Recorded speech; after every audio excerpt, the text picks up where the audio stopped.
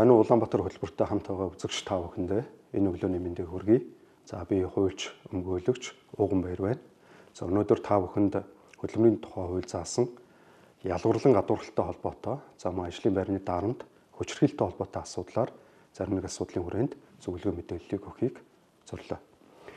За хөдөлмөрийн тухай хуульд маань шинжилгдээд за 2 жилийн хугацаанд хэрэгжиж байна. За энэ хугацаанд бол ажил олгогч за нөгөө талаас ажилтны зүгээс нийтлэг тулгарч байгаа ийм асуудлын талаар бид бүхэнд хандаж зөвлөгөө мэдээллийг авч байгаа тохиолдолд нийтлэг гарч байна.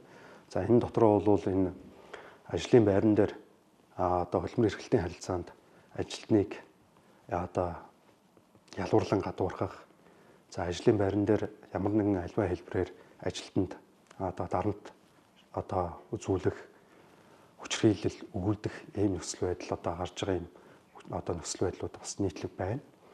За тодруулах юм бол энэтэй холбоотой бас тодорхой зохицуултыг энэ хөдөлмөрийн тухай хуульд тусгайлан зохицуулж өгсөн юм зохицуулттай байдаг. За Монгол Улсын үндсэн хуулинд бол Монгол Улсын иргэнийг бол альва нэр үндэс угсаа, хэл, арьсны өнгө, боловсрол гээд олон энэ хүчин зүйлүүд нөхцөл байдлуудаар ялгуурлаж гадуурхах юм нөхцөл байдал бол байхгүй гэдэг ийм зохицуулт байдаг. За яг энэ хуулийн хүрээнд бол хөдөлмөрийн тухай хуульд ажилтныг ялгуурлан гадуурхахтай холбоотой зохицуултыг хориглосон ийм зохицуултыг бол тусгаж өгсөн байдаг. За тодруулах юм бол ажилтныг ямар нэгэн хэлбэрээр ялгуурлан гадуурхах ийм нөхцөл байх юм бол энэ нөхцлөөс урьдчилан сэргийлэх энэ нөхцөл байдалтай холбоотой энэ асуудлаас үүдэлтэй гомдол саналыг хүлээж авч шийдвэрлэх ийм эргэцэн орчныг байгууллага дотроо бий болгох ийм зохицуултыг бол хөдөлмөрийн тухай хуульд тусгаж өгсөн байгаа.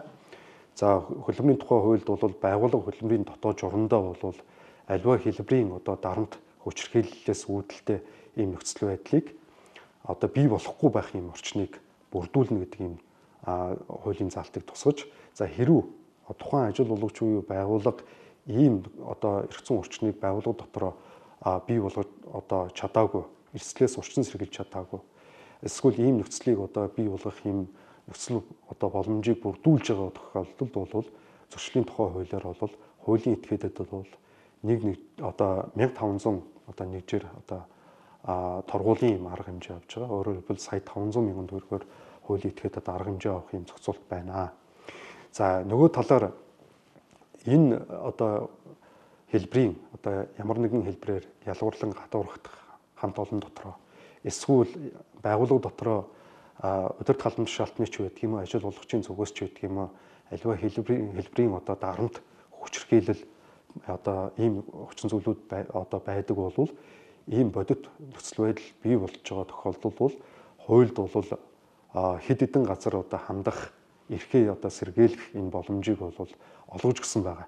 Өөрөөр хэлэх юм бол энэ чиглэлийн үйл ажиллагаа явуулдаг төрийн бас байгууллага, за мөн холбогдох үйлдвэрчний эвлэл, за хөдөлмөрийн эрхийг хамгаалах байгууллага болон за хөдөлмөрийн хүний эрхийн үндэсний комисс, за шүүхийн байгууллага гэдэг энэ холбогдох газруудад бол хандаад эрхээ сэргийлэх юм боломжтой. За ийм хууль эргэцэн орчин ийм хамгаалт хөдөлмөрийн тухай хуульд тусгацсан байна. За энэ нөхцөл боломжийг хангаагүй бол ажил олгогчд арга хэмжээ авах нь байна. За энийг хаана энэ аж ахуйн нэгж байгууллага тэнд ажиллаж байгаа ажилтан албаагчид нэг бүр энэ хуулийн талаар бас ойлголттой байх нь зүйтэй байна. Ингээгүйгээс үүдэлтэй хууль зүйн үр дагавар, за хуулийн эрсдлүүд бас аль алинд нь бас үүсэж байгаа нөхцөл байдлууд бас байна. Тийм учраас та бүхэн холбогдох хууль тогтоомжоо бас анхаарч судлах юм зайлшгүй хэрэгцээ шаардлага байна гэдгийг анхаарч үзэх нь зүйтэй байна. За ингээд өнөөдрийн хуулийн булангаар та бүхэнд хөдөлмөр эрхлэлтийн харилцаанд тулгарч байгаа энэ ялгуурлан гадууралт, за мөн хүчирхийлэл дарамттай холбоотой асуудал дээр юун дээр анхаарах уу гэдэг агуулгын хүрээнд мэдээллийг товчхон та бүхэнд хүргэхийг хичээлээ. Ингээд оновчтой шийдэл, бодит үр дүн, UB адекват хуулийн бэрэн байлаа. Та бүхэнд баярлалаа.